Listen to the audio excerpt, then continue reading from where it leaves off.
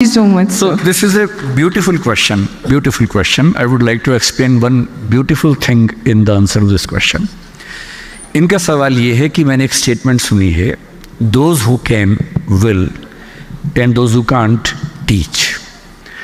यानी जिनमें दम होता है कुछ कर लेते हैं, जो कुछ नहीं कर पाते वो टीचिंग करने लग जाते हैं।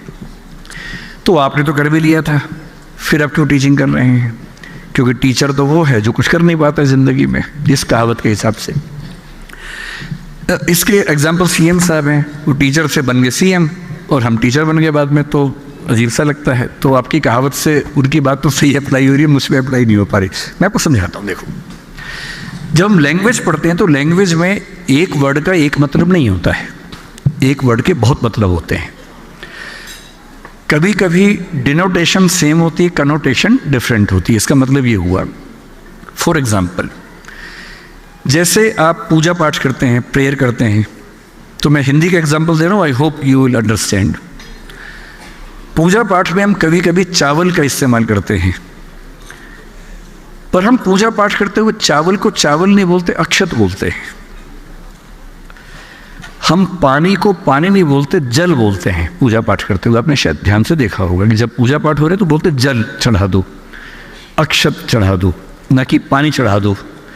फिर कभी हवन करेंगे जिसमें धूप अगरबत्ती जलानी, आप बोलेंगे अग्नि जला दो, न कि आग लगा दो। तो अग्नि और आग एक ही बात है, पर पूजा पाठ करते हुए अग्नि जलाते हैं और बातों से क्या लगाते हैं? आग लगाते हैं। किसी के घर में क्या लगाते हैं? आग लगाते हैं, और पूजा पाठ में अग्नि जलाते हैं। अगर आप इस स्टेटमेंट को इस कॉन्टेक्स्ट में समझेंगे तो बात समझ में आएगी।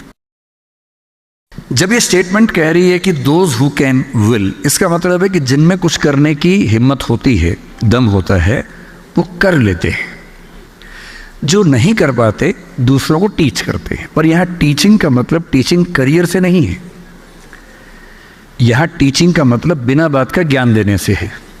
जो आपके पेरेंट्स आपको दे रहे हैं आजकल और आपको अच्छा नहीं लग रहा है, आपके पेरेंट्स कह रहे बेटा फ़ोन मत यूज़ करो, आप कहते हैं आप खुद तो करते हो, हमें क्यों ज्ञान दे रहे हो?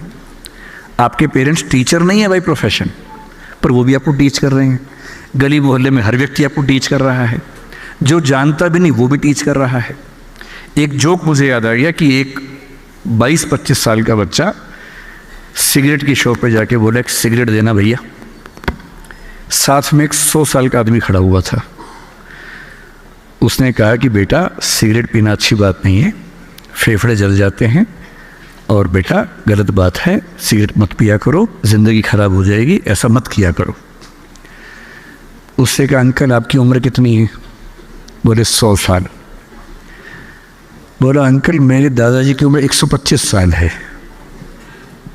तो 100 साल वाला अंकल बोला वो सिगरेट नहीं पीते होंगे ज़रूर? बोला नहीं पीते हैं, ज्ञान नहीं देते। ये वाली जो टीचिंग है ना, ये उसका जिक्र है। Those who can will, those who can't teach. This is not about teaching profession, this is about random teaching which we receive from all the people, so called well wishers, who keep on teaching us without we liking them to teach us।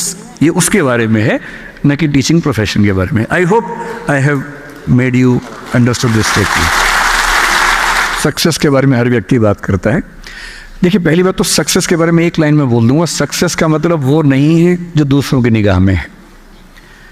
आप IAS बने, जज बने, बहुत powerful आदमी हैं, दूसरे लोग सलाम ठोकते हैं, ये सक्सेस नहीं है।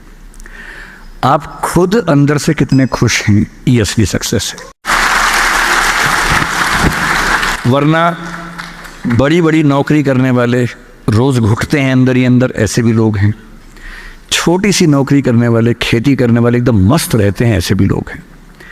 और जीवन का अंतिम उद्देश्य, अल्टीमेट पर्पस है खुश रहना, बाकी सब बेकार की बातें हैं। आप कुछ भी करेंगे, मैं आपसे पूछूं आप क्या करना चाहते हैं, आप बोलेंगे IAS बनना चाहते हो। मैंने क्यों बनना चाहते हो? IAS बन के नौकरी मिलेगी, पावर मिलेगी, सुरक्षा मिलेगी। तो पावर से क्या होगा, सुरक्षा से क्या होगा? सुकून रहेगा। सुकून से क्या होगा? मज़ा आएगा। अंत में मज़ा ही आना है। आप कुछ भी करेंगे, 4 सवाल पूछ लीजिए, 5वें सवाल के जवाब में आप बोलेंगे खुशी मिलेगी। इसलिए ठीक से समझ लीजिए कि ultimate purpose of life is to be happy and to remain happy, nothing else.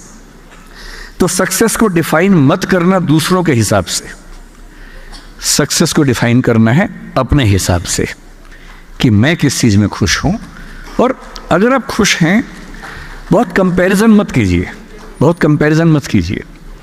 हो सकता है आपके दोस्त आपसे कहें कि भाई मेरे पास तो गाड़ी भी है, पद भी है, बंगला भी है, तू खेती कर रहा है, तेरे पास क्या है? तो फिल्म का डायलॉग तो है कि मेरे पास माँ है। मान लो माँ उसी के पास हो तो क्या करेंगे? तो आपको बोल रहे हैं मेरे पास ना सुकून है। अगर किस दिन सुबह उठ के मेरा मन ना करे ना, मैं छुट्टी ले लेता हूँ उस दिन। तुम नहीं ले सकते। तुम्हें साल में छुट्टियाँ मिलती हैं 30, मुझे मिलती हैं 150। अपना खेत है, अपनी खेती करता हूँ। ना मुझे EL चाहिए, ना CL चाहिए, ना मेरा कोई बॉस है। छुट्टी मांगने के लिए गिड़गिड़ाना नहीं पड़ता है। मैं छुट्टी मांगूँ, मेरा बॉस मना कर दे, कोई बॉस है ही नहीं, हम अपने बॉस हैं। हर चीज़ में अपना मज़ा है ना। जो आप कर रहे हैं उसका मज़ा ढूंढिए, उसके पॉइंट्स नोट कर लीजिए, मैं किस चीज़ में ज़्यादा मज़े में हूँ। सबको बताओ कि ये मज़ा है। ठीक है, तुम्हारे पास पावर है, तुम जब निकलते हो लाल बत्ती वाली गाड़ी होती है तुम्हारे पास, कोई बात नहीं। हम एक बार एम्बुलेंस से बैठे थे, उसमें लाल बत्ती थी, मज़ा आया था। क्या दिक्कत है? खुश रहना बेसिकली एक मिजाज का मामला है। खुश रहना चाहेंगे तो खुश होने के बहुत रीज़न से। अगर कुछ बड़ा करना है तो ज़िंदगी में कुछ बहुत बड़े झटके चाहिए आपको। जिसको झटका नहीं मिलेगा वो कमाल नहीं कर पाएगा। जब ज़िंदगी में बहुत बड़ा झटका लगे ना, मन ही मन में सोचना भगवान ने चांस दिया है, और ये चांस सबको नहीं मिलता है, मुझे मिला है। एक लास्ट एग्जांपल से की बात खत्म करता हूँ। राजस्थान में, मैं कल राजस्थान में था, मैंने परसों, कल मैं वहीं से आया हूँ। राजस्थान में एक एरिया है जहाँ रेगिस्तान है, डेजर्ट है, बरसात नहीं होती है, पानी नहीं आता है। एक एरिया है जहाँ बरसात होती है, ठीक से होती है। जहाँ बरसात होती है वहाँ के लोग खुश रहते हैं कि वे पानी है, खेती है, चीज़ें ठीक हैं, सुकून है ज़िंदगी में। और जिन कुछ ज़िलों में बरसात नहीं होती है वो हमेशा स्ट्रगल करते रहे कि पानी नहीं है हमारे पास। तो आज का इंटरेस्टिंग फिनोमेना पता क्या है? जिन इलाकों में बरसात नहीं होती है वहाँ के लोग खेती कर ही नहीं सकते थे। खेती कर ही नहीं सकते थे तो कुछ काम करना पड़ेगा। काम क्या करें? कोई नौकरी भी नहीं है, तो उद्यम करना पड़ता था। उद्यम भी वहाँ कैसे करें? सब गरीब हैं। उद्यम करने के लोग बाहर निकले, और बाहर निकलने के बाद वो पूरे भारत की सबसे बड़ी बिजनेस कम्युनिटी है जिसको मारवाड़ी कम्युनिटी कहते हैं। भारत के जितने बड़े बिजनेसमैन हैं, सारे टाइकून्स, 90% ऑफ टाइकून्स उन 3-4 ज़िलों से निकले हैं जहां बरसात नहीं होती थी। अगर वहां बरसात होती तो ना निकलते। इसलिए हमेशा ध्यान रखना है, अगर आप ऐसी जगह हैं जहां खाना भी अच्छा मिल रहा है, मौसम भी अच्छा है, बरसात भी बढ़िया है, हर चीज़ का सुकून है, तो आप बढ़िया ज़िंदगी जी तो लेंगे, कोई कमाल नहीं कर पाएंगे। कमाल वही करेगा जिसने क्राइसिस झेला होगा, उस क्राइसिस को टर्न किया होगा अपनी अचीवमेंट्स में। उसके बिना कुछ बड़ा कर ही नहीं सकते। एक वाक्य मैं कहता हूँ, महात्मा गांधी कोई तभी बन सकता है जब देश पराधीन हो। आज़ाद देश में महात्मा गांधी बन ही नहीं सकता कोई।